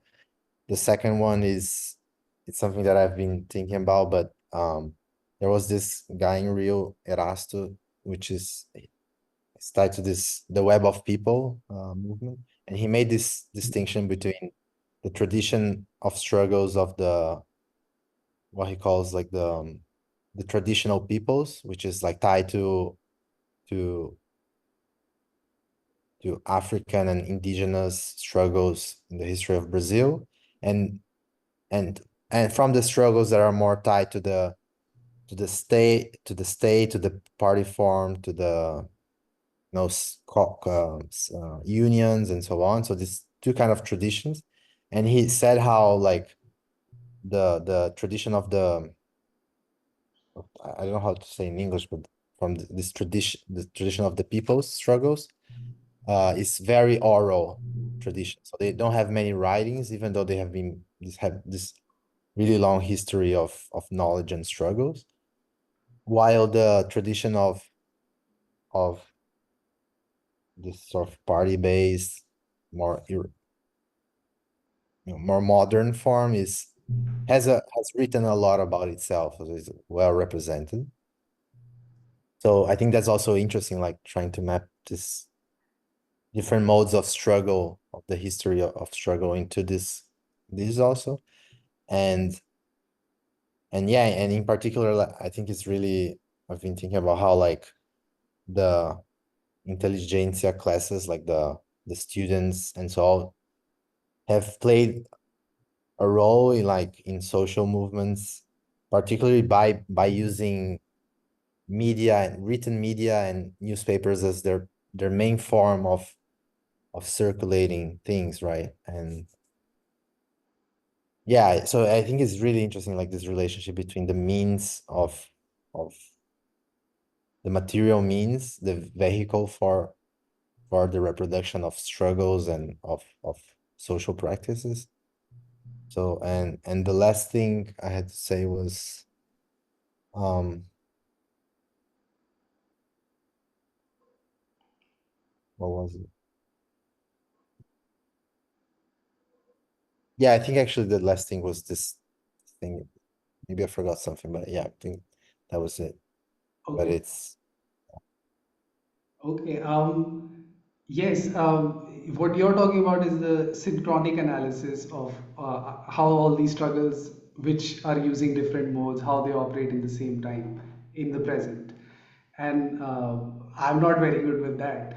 But I have we only went through half the presentation. So the account of writing is developed more in this presentation, and also at least for writing, Moritz, you had asked how to can there be can I summarize an account of the medium of the modes, all three modes, the speech, writing, and coins. I told you I'm not very confident about that, but at least if we just take writing, I definitely have an account of how writing has developed through mode A, B, and C. So the second half of this presentation still continues with how writing develops under mode B, going up till alphabet. But there is a further development which happens with the Greeks. It's everything comes back to the Greeks, right? So the Greeks were the first, like a proto world economy at the margin of the world empire. And so the development of the alphabet and various textual techniques that happened under the Greeks, we've sort of picked those up in the modern world economy. For the Greeks, it was just a margin of the main world empire, but these techniques developed there in a small scene. But we've used all that at a global level. So I can't bring it to the present because well, in the present there are other mediums as well, but at least up till the Greeks, I can give an account of the initial development of writing under mode C. Like under the Greeks, how I've taken that from this. How am I forgetting his name right now? Uh, it's a German archaeologist, historian. He did work on cultural memory, and so I'm forgetting his name right now. But when I do intend to give a presentation continuing writing under mode C, uh, and I'll get to that at that point. As for the present, I think there are even more media involved, right? Like writing just doesn't have the like 100 years ago, writing and publishing were involved in they were crucial for the revolutionary struggles, but it doesn't play the same role that it did 100 years ago. And so in our time, like there are other, I mean, just to, this might sound like a joke, but we don't take video games seriously enough. Like even video games are the biggest cultural medium of our time, right? Like most people, most internet bandwidth is spent on video games. So that is also medium worth consideration. But anyway, that has nothing to do with the struggles that you were pointing out. I had gone through. Gabriel had done a presentation on the Web of the Peoples, the last presentation, right? And yeah, it was really interesting to find out how they had, like you said, how they had continued the struggle without writing it down. It was a purely oral tradition. Yeah. So yeah, I don't know how to bridge. Like I can take up writing into mode C, but still in ancient history. Like it's the end of ancient history because ancient history begins with like Sumer and Mesopotamia, and ends with the Greeks. But yeah, the jump from I can find resonances between the Greeks and us, but what is particularly new to our situation, I'm not very clear on that. I hope that's a satisfactory answer. Okay. All right. All right. Any more And questions? so this presentation is not on Karatani, right? On his No, no. The Karatari stuff got over in the first presentation, but I'm still using him as a reference. You know, like the way he has framed it. That's how I start each section, right? Like the origin of speech. I used his idea of you as the outside of history. Uh, Mhm. and even with writing, he explicitly says that his historical account is based on other records. Like once a historical tradition gets underway, there are people keeping records who are not just it's not just royal records, you know, it's not just inscriptions that this king here won this land and he ruled over it for so many years. Like once there are historical records, then Karatani can, you know, do his thing. But he misses out that even in this beginning of history, when there are just accounting tablets, uh, very quickly they developed a historical and literary tradition, which was at that point, since the writing was just being done to keep accounts, the culture, the literary and philosophical, whatever culture they had, was it remained oral. Like they obviously had full speech and they had everything that was based on it, like rituals and almost theater kind of stuff, and orators and all of that. But it wasn't. They had not begun using it as they had not begun using writing to keep track of so like we accounting tablets are from 3000 BC and stuff, and so it takes another 1000 years from around 2400 BC onwards we start getting the first stories and wisdoms and proverbs and that kind of stuff on tablets. So yeah, it took a while for this. Like no one they it's the same thing with speech. Primates are capable of, like, you know, people have tried to train gorillas and chimpanzees in captivity to speak, but they have no evolutionary pressure, they have no natural need uh, to start speaking to each other because they're not sharing communal fantasies, because they're not forming a social totality.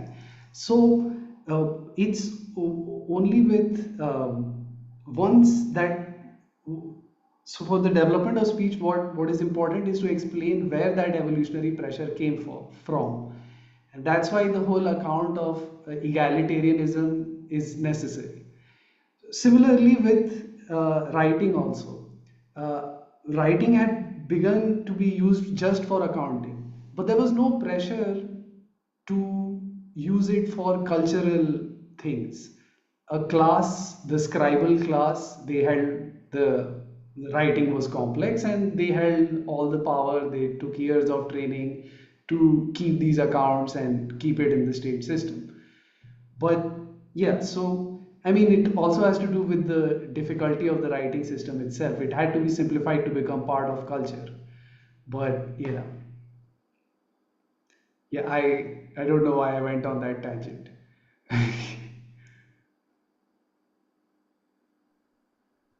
Mm, maybe I have a follow-up that's somehow connected to that. I'm just wondering, Renzo also brought up this, like, has it something to do with the material base? Mhm. Um, and Probably my question would be, okay, money is like specifically, like it's a medium that is specific to the economy, but writing and speech, are they specific to a mode? So my question would be like, are they on the same level? Because it seems like that with money you cannot use money as money outside of the economy, but you can do stuff with writing outside of the logics of property and the state, and you can do things with speech outside of mode A related purposes.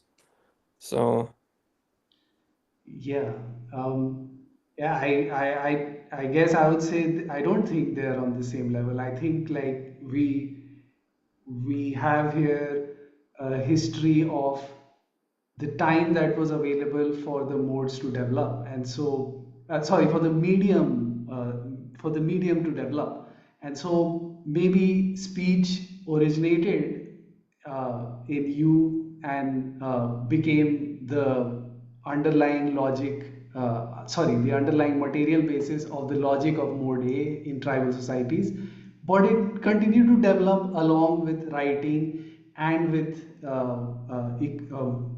when mode C came to prominence in the world economy. So we can say speech has the most history of development, and along with each mode. And writing begins with accounting and tokens and all this, and but it still develops even under mode C, under money logic, and it becomes. In fact, my argument is that the sort of subjectivity that was formed under mode C using writing during the Greeks, like philosophy and world economy appears together, and both money and philosophy are based on speculation. So there is a connecting point there, and but that influences writing too. Like writing changes when mode C becomes dominant and money comes into the picture properly. So yeah, I would say that they're not on the same level. Some have had more time to develop, and we can say that mode C money, the development of money is it's still going on. Like okay, it was under the Greeks, it was a proto world economy, but the stage at which money is now with high finance and all that, it's a new level of development. And in fact we can even say that some modes have sort of like, okay, maybe speech continues to develop, but I feel like writing has run its course.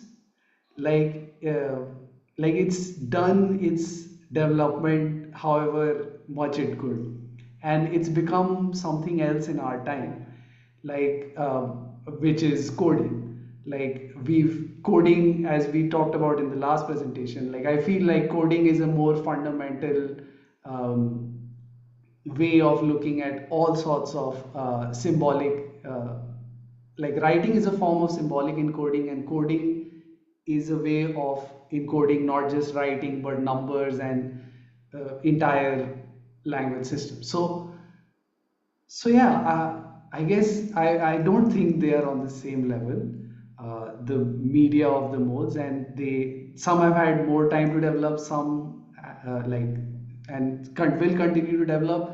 Some are more recent, and we don't understand how they're developing now. Like again, I hate to bring it back to video games, but there's no simulation, no video game of markets.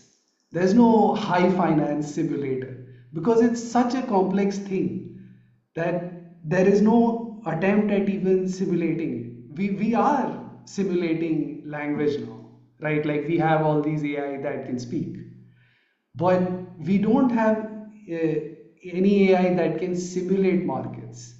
They can operate in the markets, but they can't like simulate it as a totality.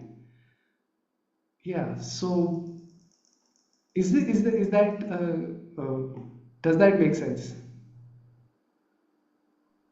I was heading more in a direction like asking more like, do we probably need something more abstract than money if in order to have some equivalent of writing and speech?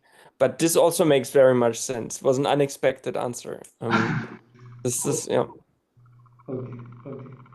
Yeah, as for, yeah, I would say money and writing. For me, the more fundamental thing which subsumes both money and writing is coding. Yeah, um, that's how I would see. And where, yeah, then I have maybe two small questions, like, because coding seems to extract a particular aspect of writing, like you seem to lose the, I don't know, the subjective, like poetry, but also the the part of writing that is tied to expressing ideas of culture. So I think coding would be writing, as a reduction to the purely, I don't know if it's like it's algorithmic, right? So it's either some pure, it's like the normative. It seems somewhere in between, like the pure logic of the state and of the market, in the sense that you're trying to it's just like the pure manipulation of abstract procedures and numbers and so on. So it seems something is still left out of writing, which is the place writing touches on speech. I think what it has in common with speech. So yeah, I'm not sure it subsumes fully writing, right? So it seems to be like a reduction into a different direction. And the second thing is, um, damn it, I forgot again. Uh, wait, what was it?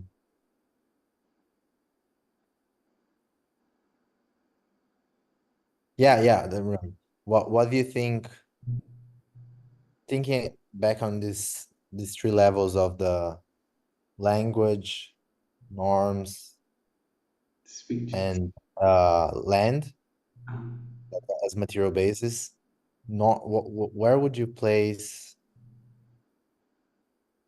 I don't know, where would you place, because you're talking about media, right? But land and rules are also media, and also like objects are also media. So where would you like, for example, like norms are more on the side of rituals, right? You didn't focus your presentation on rituals. Rituals seems to be, yeah, I'm just trying to organize this general theory of material media. Like you have speech, writing, and coins, you say, but what about land, rituals, laws, like norms? How would you like square all these things together, if you, I don't know if you have some ideas on that. Ritual, as we went through, it co-evolved with speech, like the way rituals work for us. So yeah, I would put it in the earliest portion. Um, as for norms and laws, uh, I would I well, in the Greek sense, law would be more related to mode, nomos, but but since you brought up norms and laws, so it would be better to say that laws are associated with mode B, uh, like state legislation, not law. I am thinking of legislation. Uh, and norms I would associate with mode, with what the Greeks called nomos, which is like unwritten laws. The written laws are the legislations. Unwritten laws are what the community understands and it's been passed on through generations. So I guess that's how I would place them. There was the first thing you had said was, yes, coding doesn't cover, of course, it does not cover like the cultural aspects of writing. Um, but again, I feel like, coding has also, there is new modes of poetic expression are possible through coding, through using like, for example, the basic infrastructure of the internet based on hypertext, right? So instead of reading a text in sequence, you jump from text to text based on links. And you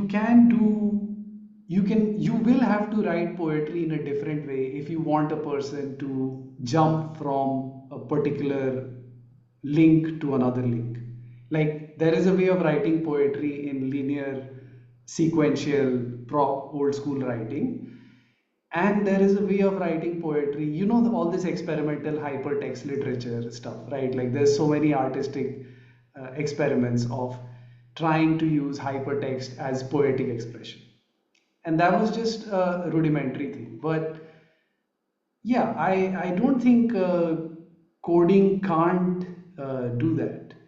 I think it does provide for a different way of, yeah, poetry has to change, right? Like poetry has changed.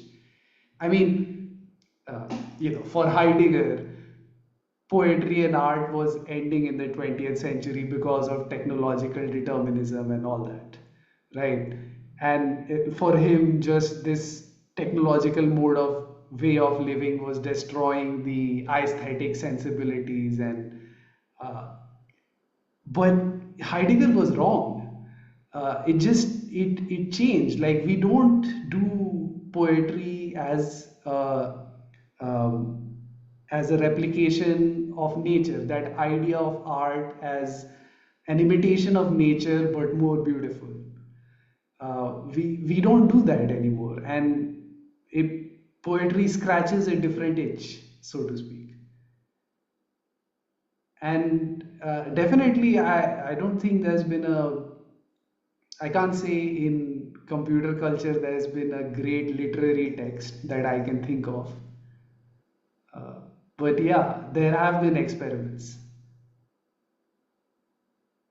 So yeah, I do agree. I mean, really, we have to see if the AIs can write good poems, like that would be experimental proof that can you get poetry out of coding.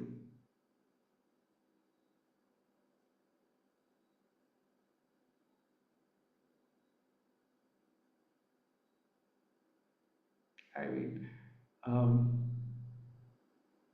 just to go in on Heidegger, like he said poetry could recreate the world, and he talks about that clearance where things come into view.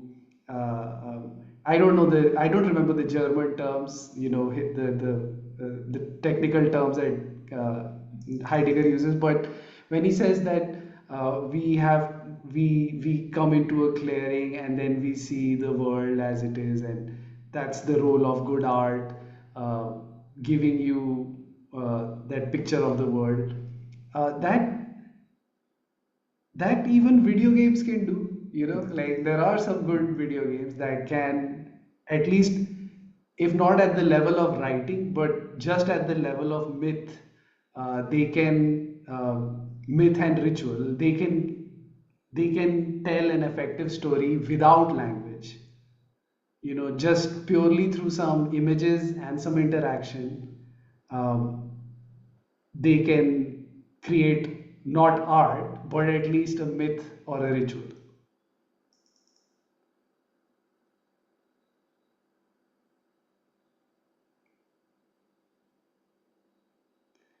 All right.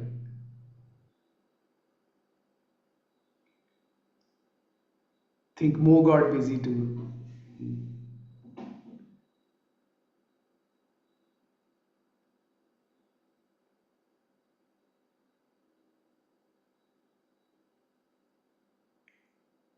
should we? Maybe I should ask Morika.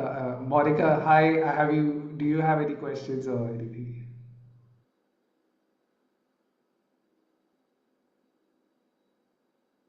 No. Oh, no. I've been thinking about um, um, the evolution of script in China, Right. because this is sort of different case, it seems to me. Yeah, and I think that in China, really the script and the writing is very mode B thing. Okay, thank you for the presentation. Well, thank you, Morika. Thank you for your time. And you've brought up a very interesting thing. Yes, Chinese, yes, in this way we can differentiate pictographic writing and alphabetic writing. Pictographic writing, which begins with Sumerian and Mesopotamians, it is more attached to mode B, to the state. And when we get to alphabetic writing, that is when mode C, it's under the development of mode C. You're right, Chinese writing and Chinese culture has influenced all the neighboring countries, Japan, Korea, Thailand, Mhm. and that sort of writing is a sort of like, if you see it from the time of the Sumerian and Mesopotamian, it feels like a late adoption, like the last adoption of pictographic writing in history, and that has continued into the present. So yes, you're right. In a sense, that sort of writing and the societies based on it, they have a very different sense of culture than alphabetic writing based societies. Because all this will be is all this is covered in the second half of this presentation. I mean, I don't reference the uh, Chinese explicitly, but when we go through the development of pictographic writing and the separation in and then the development into alphabetic writing, you you see the consequences that still people who speak and write pictographic scripts still today they have to deal with. It's a different way of dealing with language. In fact, we can even say that this, the big philosophical problem that everyone tried to solve, the subject object distinction, it is a property of alphabetic writing. It is not a property of pictographic writing. When you do like Chinese or Japanese pictographic, they don't have a lot of the things that we take for granted in alphabetic scripts. Your brain has to work a different way to to read. Just reading is a different. Alphabetic reading is very different from pictographic reading, and so the whole culture also develops differently.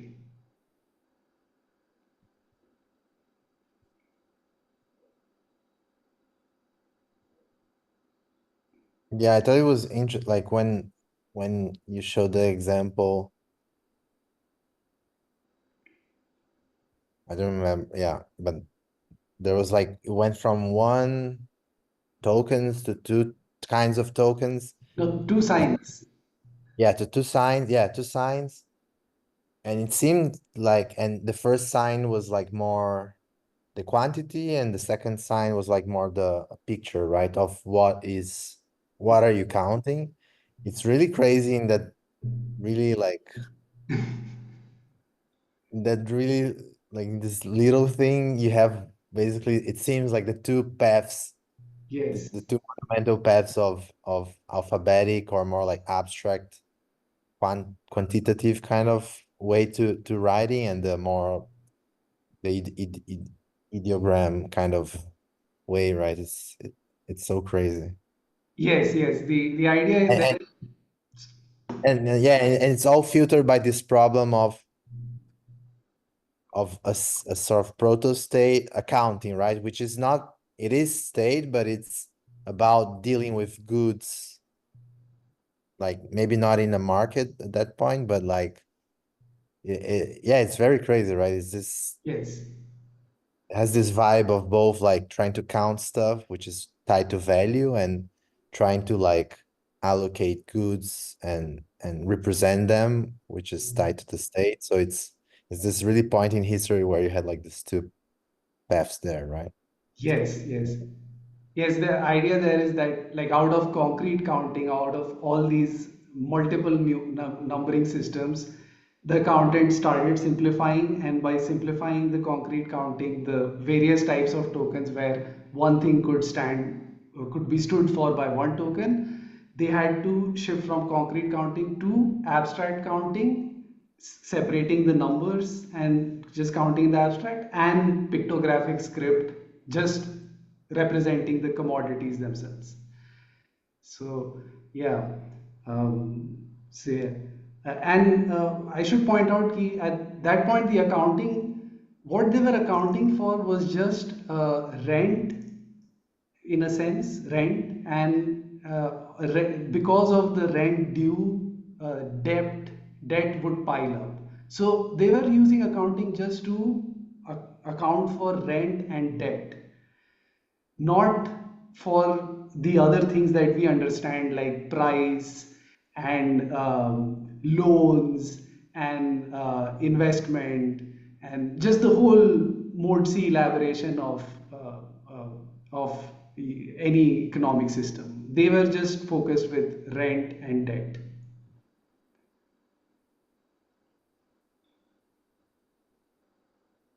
And what about, maybe it's my last question, like cinema and, like the visual media? Do you think it has some particular tie with a mode, or is it like, Uh, not well, I don't know about the mode, but I associate film with the 20th century. Like, to me, like, the 20th century is that was the medium that defined the 20th century. Like like I've been saying again and again, the 21st century is video games. It's not movies anymore. Movies are also, like, you know like, the present generation, to them movies and rock music is the thing of the 20th century. It's not a present day thing, you know But do you think it has any affinity with one of the social logics, or is it not really? Mm, Seems no. almost too complex, right? Yeah, I would here go with, like, the standard Badiou and Deleuze's account of movies, like they're a way of putting philosophy in action, like showing, like, proper film, proper cinema can do that. But yeah, I don't think I can associate it with any modes, because if it has to be associated with any mode, then it will have to be seen as an umbrella with other things, like television, the other 20th century medias, right? Like, at the start of the 20th century, radio, and then movies, and then TV.